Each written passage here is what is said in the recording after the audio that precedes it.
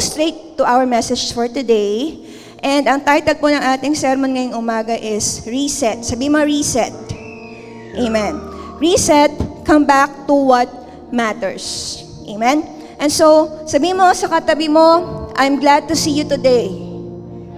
Very good. Sabi mo sa katabi mo, congratulations, nakaraos ka ng kalahating taon. Amen? Kasi today, we're going to talk about something very important. Kasi nasa kalagitnaan na po tayo ng taon and half of the year has already passed. Lumipas na po yung kalahating taon. Amen? At parang kailan lang? January. Tapos bukas, December na. And whenever we reach the middle of the year, normally po, pag ang isang tao ay nakakarating po sa kalagitnaan po ng taon, normally, they look back. They begin to look back. Amen? We look at our goals. We look at our plans. We look at our prayers. Tapos tinitingnan po natin yung mga bagay that we said we're going to do at the beginning of the year. Pwedeng sinabi mo nung January, this year, magpapapayat na po ako. Pero July na, tingnan mo yung katabi mo, payat na ba? Di ba hindi pa? Amen? Sabi natin January, magiging active na yung lifestyle ko. July na. Hello? July na.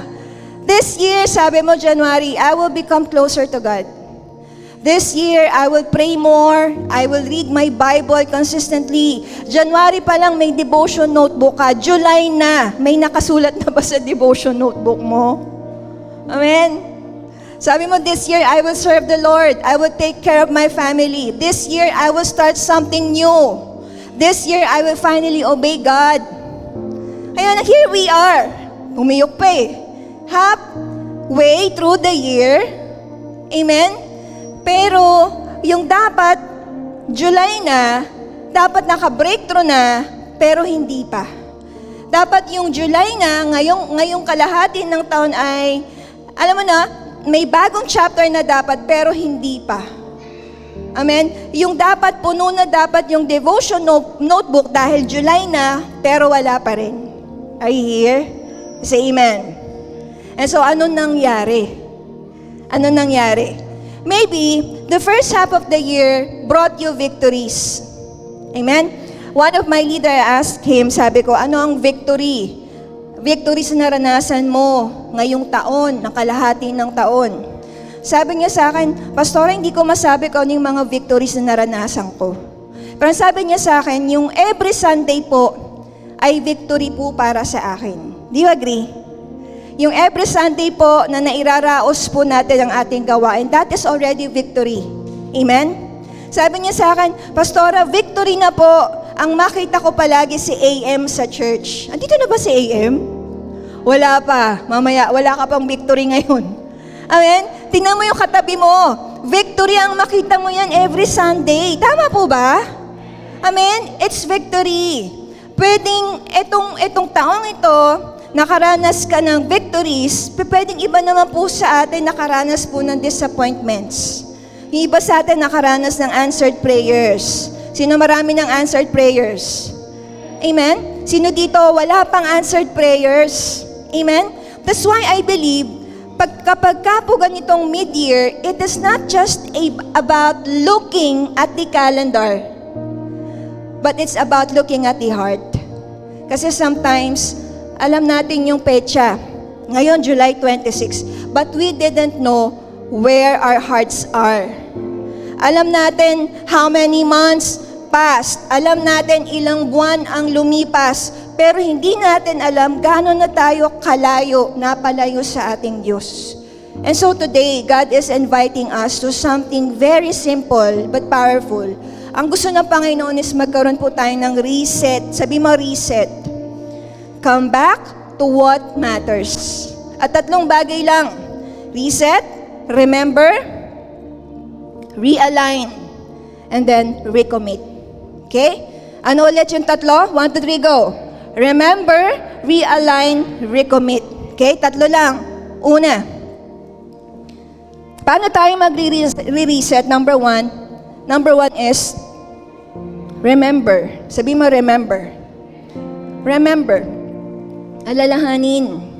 We need to look back and see God's faithfulness. Sabi po ng Psalms 103 verse 2, Bless the Lord, O my soul, and forget not all His benefits. Si David po ang sumulat nito eh. Ang psalmist po nito is si David. And David now is telling his own soul, sinasabi ni David sa kanyang sarili, do not forget. Do not forget. Forget not. Sinasabi niya sa kanyang sarili. Why? Kasi ang tao po, we have this tendency to forget. Sabi mo, forget. Ang dali po nating makalimutan kung ano yung ginawa ng Panginoon. Amen? Pero ang dali po nating maalala yung mga pangit na nangyari. Ang dali nating maalala yung pain. Ang dali nating maalala yung disappointment. Alam natin yung mga taong nawala. Alam natin, naaalala natin yung failure. Alam natin yung mga panalangin na hindi nasagot. But sometimes, look at me church, sometimes we forget the faithfulness of God. Tama? We forget the prayers He already answered. We forget the doors He already opened. Tama? Nakalimutan natin, ang dami na niyang panalangin sinagot. Nakalimutan natin yung mga pintong binuksan ng Diyos para sa atin. We forget the times He provided. We forget the times He protected us. We forget the battles He fought for us. Do you agree? Kaya ang first point natin is, it's about remembering. Sabi mo, remember. Kapag ka dumadating ka dun sa punto ng kalagitnaan ng taon, it's easy to focus on what has not yet happened. Eto hindi pa to nangyayari. Ito hindi pa to natutupad. Ang daling mag-focus sa mga bagay na hindi pa nangyayari. Pero ang gusto ng Panginoon is, let us do something different today. Now, before we look ahead, we look back. Sabi mo, look back. Look back, hindi po bumabalik sa nakaraan, hindi po tumitira sa nakaraan, but when we say look back, it is to remember what God has already done. Yun yung number one, remember. Kaya sabi ni David dun sa Psalms niya, sabi niya, forget not all His benefits. Bakit niya kailangan sabihin yun? Forget not all His benefits. Bakit niya kailangan sabihin na ganyan? Because we are what? We are naturally forgetful. That's why we need to be intentional. Dahil makakalimutin tayo, dapat intentional na binabalikan po natin yung katapatang ginawa ng Diyos sa ating buhay. You ask yourself today, let's all ask ourselves, tanong po natin sa ating sarili, where did God provide for me? Amen? Anong mga prayers ang sinagot ng Panginoon? Anong mga battles yung tinulungan ako ni Lord na ma-overcome? Anong sitwasyon did I survive by God's grace? Amen? Anong doors ang binuksan na ng Panginoon para sa akin? Anong doors yung sinarado ni Lord para protektahan ako? Ano yung naranasan ko sa presence niya when I felt alone? Amen? And maybe you are not yet where you want to be. Maybe today, wala pa ring answered prayers. Pero sabi ng Panginoon, look at where you came from. Ang sabi ng Panginoon, balikan mo kung saan ka nang galing. Saan ka ba galing? Saan ba tayo galing? Amen? Ano ba yung dati nating buhay? Di ba naging tapat ang Diyos sa atin? You say amen. Di ba? Naging tapat ng Panginoon? You say amen. Hindi man natin makuha lahat ng pinapanalangin natin. Pero yung maranasan natin ang katapatan ng Panginoon sa ating buhay, wala nang ibang masihigit pa doon. Do you agree? That's why looking back is important. Pag naalala natin, when you remember God's faithfulness in the past, Pag naaalala mo yung faithfulness ni Lord in the past, you gain courage to trust Him with your future. Amen? Pag naaalala natin, Lord, Ikaw ang nagdala sa akin dito eh. Kaya ako naririto dahil sa biyaya mo, dahil sa provision mo, dahil sa protection mo, dahil sa ginawa mong kaparaanan para sa akin. Kaya walang bagay na tayong katatakutan about our future kasi alam natin, itinawid na tayo sa dagat ng Diyos. Do you agree? Alam natin, God has already opened the sea for us. Binuksan na ng Diyos ang dagat para sa atin. Walang hindi siya kayang gawin. Tama? We gain courage. Nagkakaroon tayo ng lakas ng loob na humakbang sa pananampalataya kasi alam natin naging tapat ang Diyos in the past. You say amen. God's faithfulness is not measured only by what He gives. It is also seen in how He carries us through what we face. Amen? Pwedeng meron tayong disappointments, pwedeng meron delay, may unexpected battles. Pero pag tinignan natin yung nakaraan, when we look back, we can still say what? Lord, God, You were there. Nung tayo po ay masaya, andun ng Diyos. Nung tayo po ay nasasaktan, nandun ang Diyos. Nung tayo po ay marami tayong hawak sa ating kamay, nandun ang Diyos. Nung wala po tayo halos, nung wala tayong pagkunan, nandun ang Panginoon. Nung hindi natin maintindihan, nandun ang Diyos. Nung naintindihan natin, nandun si Lord. Amen? Kaya hindi mo pwedeng sukatin ang faithfulness ng Panginoon sa kung ano lang yung ibinibigay niya. Kasi ang katapatan ng Diyos, hindi nasusukat lang sa bagay na ibinigay ko to sa iyo If I give you more, ibig sabihin, tapat ako? Hindi. Makikita rin natin yan sa kung paano tayo dinala, paano tayo iningatan ng Panginoon sa bawat pagsubok na pinagdaanan po natin. Kaya ang miracle, hindi lang mawala yung storm Amen? The miracle is not that God removed the storm. The miracle is that He kept you through the storm. Amen? You say amen. Kaya kapag pumapasok po tayo sa kalahati po ng taon, Lord, thank you for everything you have already done. Amen? Salamat, Panginoon. And remember His faithfulness. Tapat lang ba si Lord? Dahil may blessing siyang binigay sa atin, mananatili siyang tapat kahit walang blessing.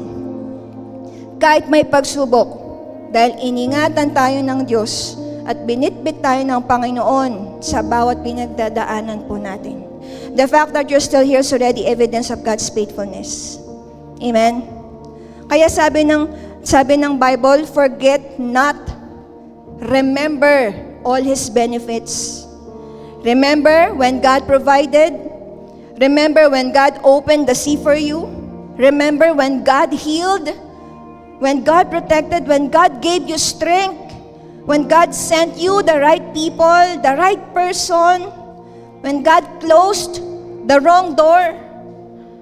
Tayo minsan umiiyak po tayo sa mga nagsaradong pinto sa buhay po natin. Pero later here, ang closed door was actually God's protection. Amen? Kaya alalahanin mo yung mga pinto ang sinara ng Panginoon sa iyo They're actually protection from God. Pag sumasagot ang Panginoon sa panalangin natin, hindi naman palaging oo Minsan no. Minsan wait, Lord, ba't hindi mo binibigay? Because I have something better. Lord, bakit hindi ngayon?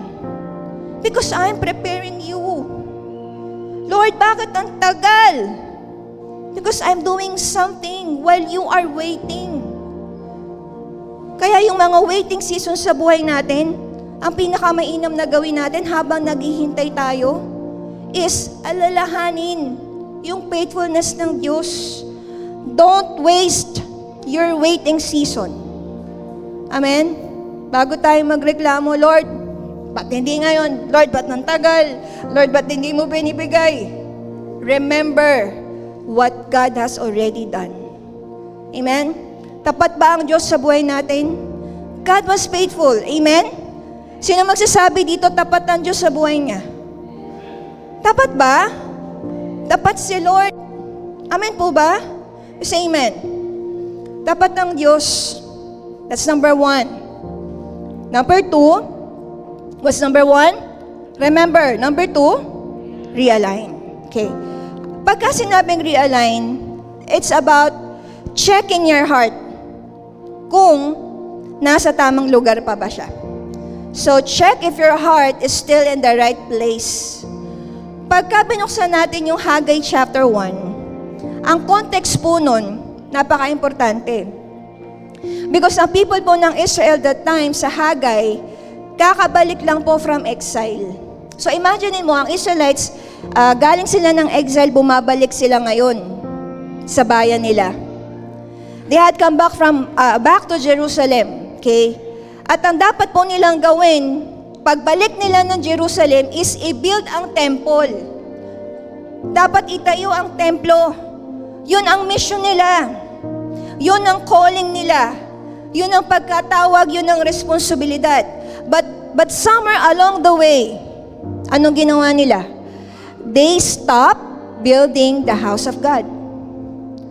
Instead, they focus on their own houses. Sabi ng Haggai 1 verse 4, sabi doon, is it a time for you yourselves to dwell in your paneled houses while this house lies in ruins? Sabi ni Lord. Naintindihan niyo po? Sabi na agad, tama ba? Tama ba na itong oras na to, inaatupag nyo yung mga paneled houses niyo habang yung bahay ko ay sira at wasak? Yan na. And then verse 5 sabi ng God, now therefore, thus says the Lord of hosts. Ano sabi ng Panginoon sa verse 5? Now therefore, thus says the Lord of hosts. 1, 2, 3, go. Consider your ways. What does it mean? Anong ibig sabihin ng consider your ways? When God says consider your ways, He is saying what? Anak, consider your ways. You stop and take a serious look at your life. Pag sinabi ni Lord, consider your ways, examine your choices. Examine your priorities. Examine your actions. Amen?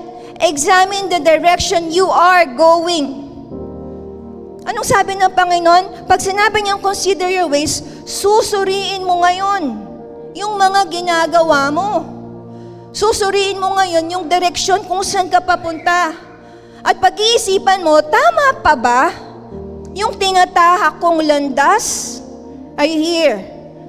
Kaya sa context mo ng Haggai chapter 1, God's people, they become focused on building, improving their own lives, while God's temple remained ruined. Parang sa panahon din natin ngayon, naging busy sa mga personal na bagay. Personal na bahay, na bagay. At nakalimutan po natin yung pinapagawa ng ating Diyos. Ano sabi ni Lord doon? Consider your ways. He was asking them, ano ba? Ano ba yung ginagawa mo? Ano ba yung inuuna mo sa buhay mo? Ako pa ba? Nasa tamang direksyon pa ba ako? Inilalagay ko pa ba ang Diyos sa unang lugar?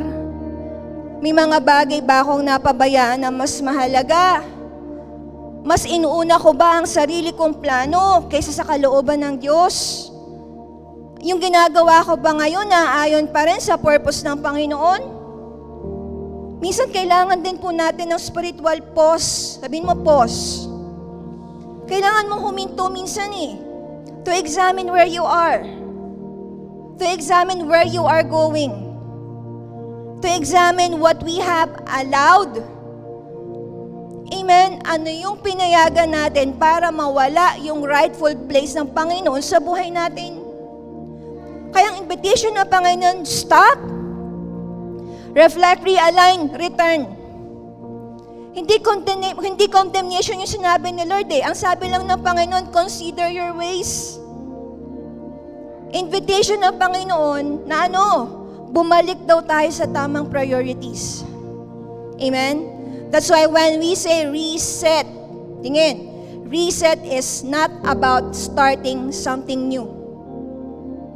It's about returning to what God had already told us to do.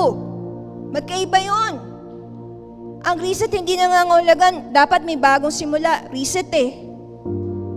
Minsan nangangahulugan pa rin ang pagbabalik. Pagbabalik sa kalooban ng Diyos, pagbabalik sa layunin ng Panginoon, pagbabalik sa mga bagay na sinabi niya na gawin natin. Wala naman nagbabago dun eh. Yung sinabi ni Lord sa'yo noon, ganun pa rin. Yung utos ng Panginoon sa'yo noon, na bata ka ba, ganun din. Yun ang reset. Ang reset hindi gumawa ng bagong plano mo. Ang reset ay bumalik sa kalooban ng Diyos. It's about returning to what God already told us to do. Amen? Say amen. Ano ba yung unang lakarin? Yun ang question eh. Ano ba yung unang lakarin na tinawag ng Panginoon sa buhay ko? Ano ba yung unang lakarin, Lord? Ano ba yung you already told me to do? You already told me to Iba, wag ko na i-complicate. Tinawag tayo ng Panginoon, mahalin siya at mahalin ang tao. That is our mission. That is our purpose. Our purpose is to love God and love people and teach them to love God. Love God, love people, and teach them to obey God. Make disciples, ika nga, in layman's term. Huwag nating i-complicate. Yun ang pagkatawag sa atin ng Diyos. Yun ang creation natin. But slowly, we become distracted, but slowly, we become drifted. We drifted away. Hindi naman po sa atin yan eh. Slowly. Sabi mo slowly. Slowly, we stop praying. Slowly, we stop reading the Word of God. Slowly, we stop, what? Attending consistently. Slowly, we stop serving. Slowly, we stop listening. And then you become comfortable. And then you become busy. And then you become tired. Nakita mo yung sarili mo, nasa bahay ka na lang. Huminto na yung buhay mo. Hindi sudden yan. Slowly yan nangyayari. Amen? Sabi ng Panginoon, balikan lang daw natin yung itinigil nating gawin. Do you agree? Huwag na natin i-complicate. Paano ka makakabalik sa Panginoon? Paano ako makakabalik? Balikan ko yung tinigil kong gawin. Paano ko ibabalik yung love ko sa Lord? Revelation 2:5. Remember, Therefore, from where you have fallen, repent and do the works you did at first. Malinaw. Remember, repent, do the works you did at first. Remember, look back. Tingnan mo, alalahanin mo kung saan ka nagsimula. Repent, recognize kung gaano ka nakalayo sa Diyos, and then turn back. Amen? Do the things you did at first. I want to highlight that. Do the works you did at first. Go back to the practices that once brought you closer to the Lord. Amen? Ano ba ginagawa natin dati na sobrang apoy na apoy tayo sa Diyos? You do it again. You pray again. You read the Word again. You worship again. You serve again. You seek His presence again. Realign. Yun ang ibig sabihin ng realign. We bring our lives, our priorities, our hearts back into agreement with God's will. Dapat yung buhay nag-a-agree sa kalooban ng Diyos. Dapat yung priorities nag-a-agree sa kalooban ni Lord. Dapat yung puso nag-a-agree sa kalooban ni Lord. We don't need new direction. We don't need something new. Hindi yun ibig sabihin na reset. We simply need to return. Come back to what matters. Come back to prayer.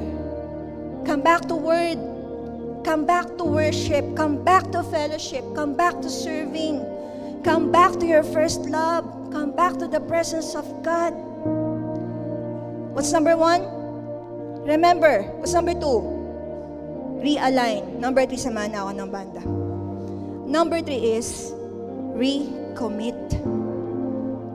I will remember, I will realign, and now I will recommit. Ano ibig sabihin ng recommit? Keep moving forward. Okay? Sabi ng Philippians chapter 3, verse 13 to 14. Forgetting what lies behind and straining forward to what lies ahead, I press on toward the goal for the prize of the outward call of God in Christ Jesus. Tingnan niyo po yung words na press on. Sabi mo nga, press on. You know what I love about those words? Press on. Kasi si Pablo, naintindihan niya that Christian life is not about having perfect past. Alam po ni Pablo, amen, na ang buhay Kristiyano, ang sang Kristiyano, wala silang perfect past. Do you agree? Ako Kristiyano na ako, wala akong perfect past. Pangit. Tama? Yung katabi mo, walang perfect past yan. Fast. Walang perfect na past yan. Pangit ang nakaraan ng lahat ng yan. Pangit ang nakaraan natin. Dating buhay natin yun eh. Tama? Naintindihan ni Pablo, bakit importante ang mag-press on? Kasi tayo, wala tayong perfect na past. Pero ang buhay Kristiyano, it's about continuing. It's about continuing to move forward with God.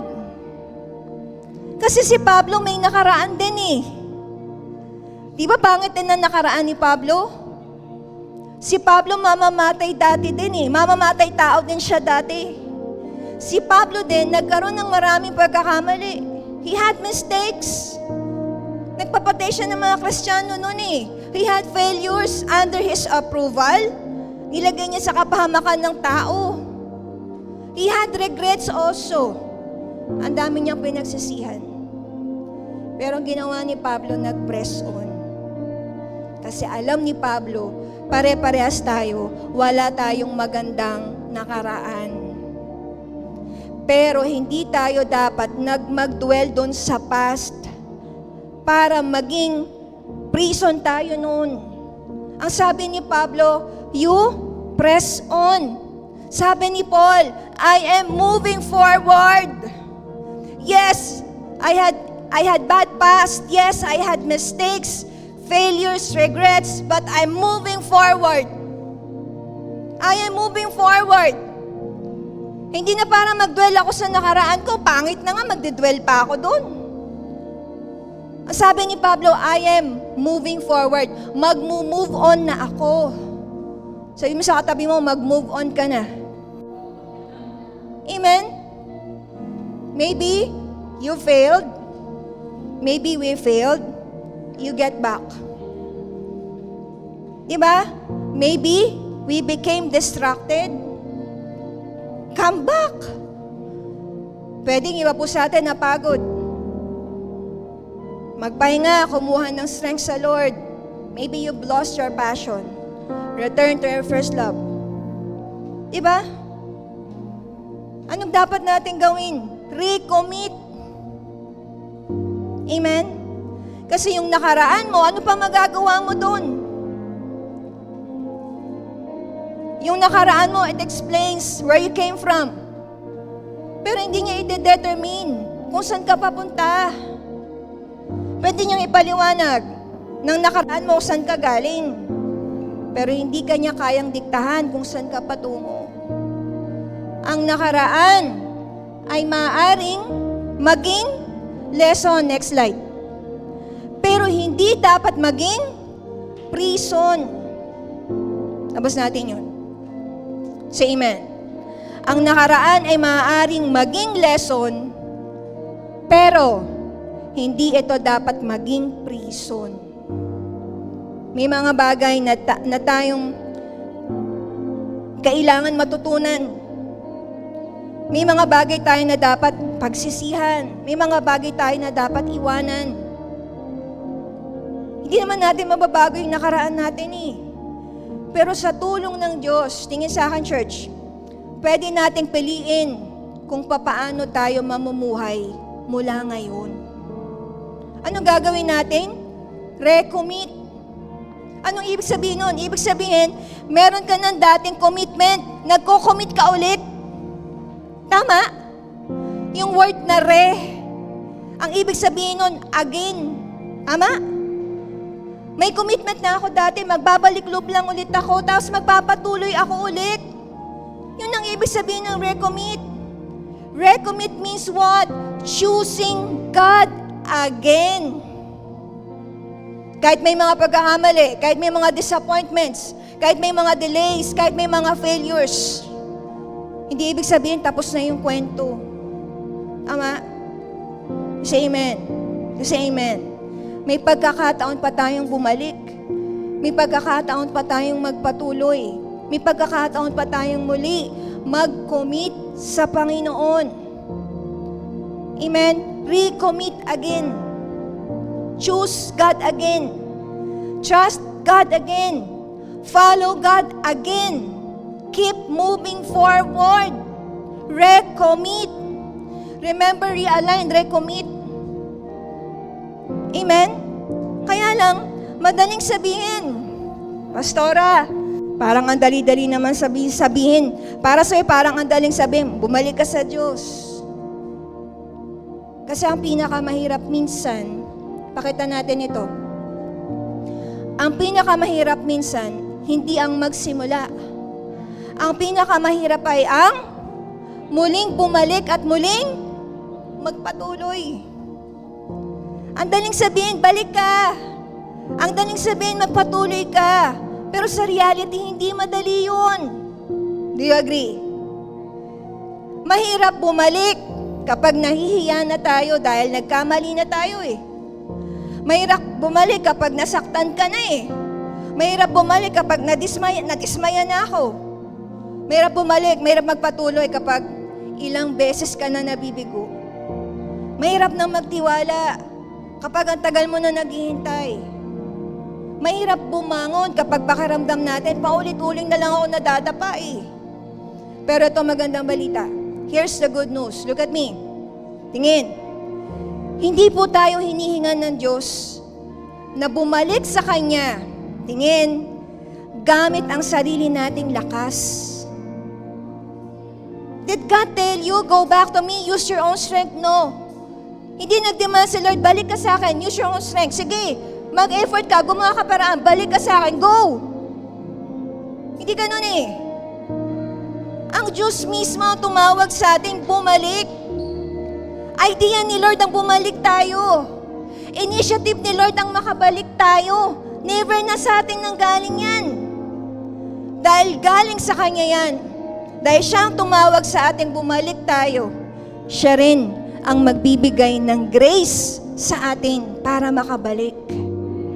Siya rin ang magbibigay sa atin ng lakas para makabalik. Siya ang magbibigay sa atin ng kapangyarihan para makabalik. Ganang atin, hindi naman ginanon tayo ni Lord. O, balik ka Linda ba? Sige, balik ka. Okay, come back. Hindi naman nakipaghamonan ng gano'n ng Panginoon eh. Pero patuloy siya nag-i-invite para ma-realize natin, you cannot go back on your own. Ang dali kong sabihin, alam kong mahirap. Mag-pray again, mag-worship again, mag-read again, mahirap eh. Pero dahil mahal tayo ng Panginoong Diyos, ano ginawa niya? Tinatawag niya tayo, patuloy bumalik ka. Alam ko di mo kaya, bibigyan kita ng grace, bibigyan kita ng chance, bibigyan kita ng opportunity, bibigyan kita ng lakas. para makabalik ka sa akin. Say amen. Say amen. Amen po ba? Kaya ang recommitment ay pagsasabing, Lord, hindi ko kayang mag-isa. Pero dahil kasama kita, pipiliin kong bumalik at pipiliin kong magpatuloy. Pipiliin kitang muli. Amen? And so today, we are marking this day, middle of the calendar, at gumagawa tayo ng spiritual decision ulit. Ano yung unang desisyon na gagawin natin? I remember. Amen? Today, we're going to reset. At ang reset po natin, it has 3 declaration. Anong i-declare natin? Una, let's all read aloud. 1, 2, 3, go. I remember. God, I remember your faithfulness. Pwede mo bang sabihin yan sa sarili mo? Pwede mo bang sabihin yan sa Panginoon? Pwede mo bang sabihin sa Kanya yan ng may puso? Sabihin sa Diyos, God, I remember your faithfulness. Today, magre-reset tayo. Aalalahanin natin lahat na ginawa ng Panginoon sa ating buhay. Amen? Pangalawa, let's all read aloud. 1, 2, 3, go. I realign. God, I surrender my priorities to you. Pwede ba sabihin natin sa Panginoon, Lord, reset ako ngayon. I realign. I surrender all my priorities to you. Amen? Pangatlong declaration. I recommit. Let's all read. 1, 2, 3, go. I recommit. God, I will keep moving forward. Amen? Gusto mo na reset? Ano man nangyari sa buhay mo? Trust in the Lord. Lord, I give you the rest of my life.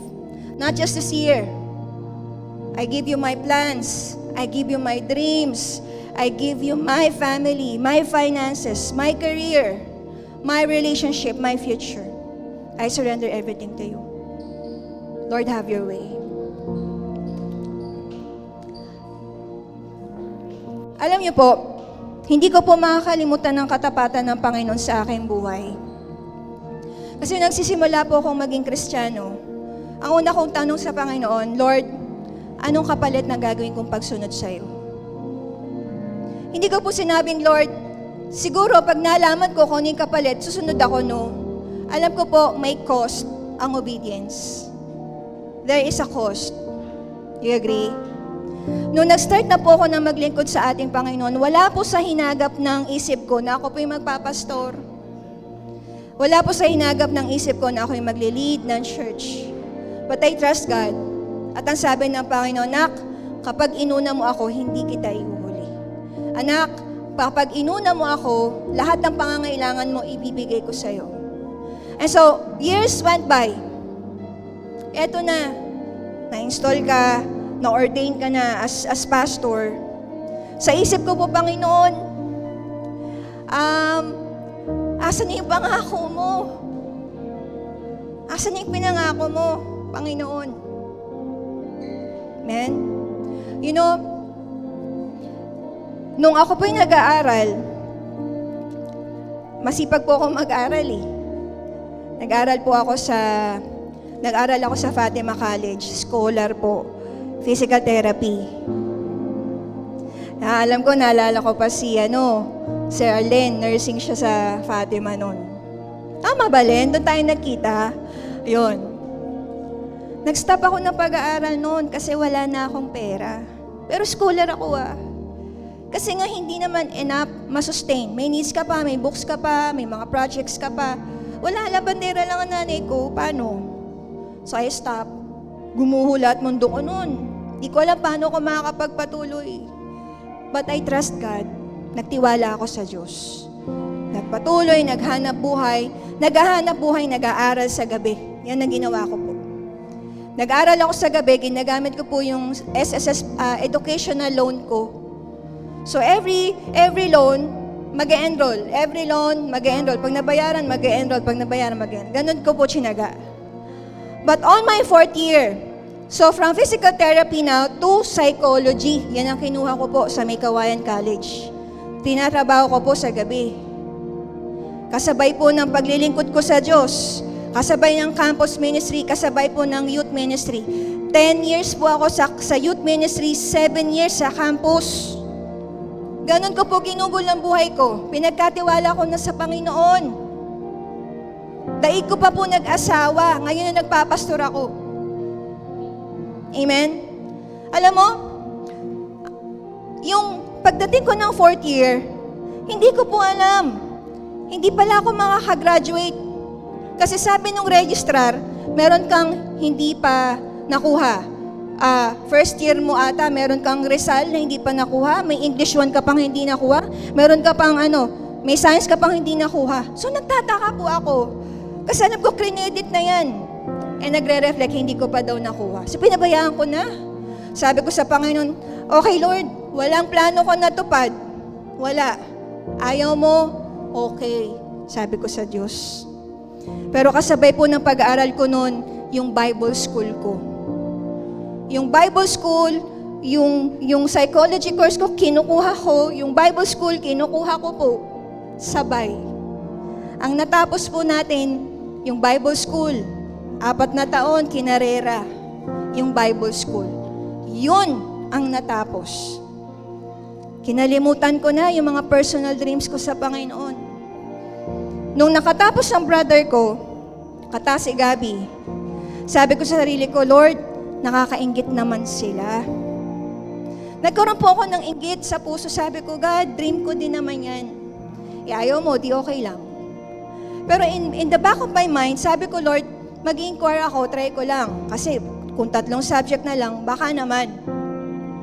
So I inquired. Alam mo kung anong himalang ginawa ng Diyos? Nag-inquire ako, nagtanong ako, under my student number. I asked, ano pa bang kulang niya na dapat niyang kunin? I never told na ako yun. Sabi ko lang, check mo yung student number ganito, si ganito pong pangalan, ano pong kulang pa niya? Sabi ng registrar, wala na po, ma'am. Technically po, tapos na po siya na pag-aaral. So I was amazed. Sabi ko, Lord, ganon ba yung sinasabi mong katapatan mo sa akin? Na sinabi mo, hindi mo ako ihuhuli. Hindi ko po hinabol ang pangarap ko. Hinabol ko pong gawin yung pangarap ng Diyos. Natutunan kong isuko sa Diyos lahat ng gusto ko.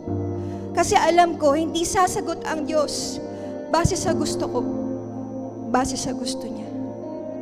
God was faithful, right? Pag inalala mo lang yung katapatan ng Panginoon noon, hanggang ngayon, walang bagay na hindi tayo kayang suungin. Walang bagay na hindi tayo kakayanin. Kaya kahit anong sitwasyon meron ka ngayon, maniwala ka sa akin, kayang buksan ng Diyos ang dagat para sa iyo. Dahil tapat ang Diyos mo, tapat ang Diyos na nangako sa iyong buhay. Say amen. Tapat ba ang Diyos sa inyong buhay? Tatayo nga po lahat ng naniniwala na tapat ang Diyos sa kanyang buhay. And as we sing this song, hayaan po natin na ang awiting ito ay maging panalangin ng ating mga puso. Hallelujah, hallelujah.